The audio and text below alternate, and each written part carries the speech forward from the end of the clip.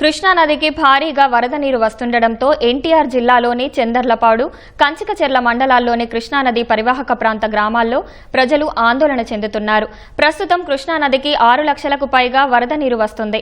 ఇంకా వరద పెరిగే హెచ్చరికల నేపథ్యంలో నందిగామ ఆర్డీఓ కె అధికారులు అప్రమత్తం చేశారు. రెవెన్యూ, పోలీసు, పంచాయతీ అధికారులను కృష్ణానది పరివాహక ప్రాంతాల్లో తగిన సహాయక చర్యలు చేపట్టాలని ఆదేశించారు.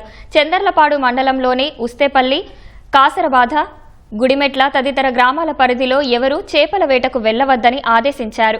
గుడిమెట్ల గ్రామానికి సమీపంలో చేపల వేటకు ఉపయోగించే 7 పడవలు వరదకు కొట్టుకుపోయాయి. ఉస్తేపల్లి గ్రామంలోకి వరద నీరు వస్తుంది.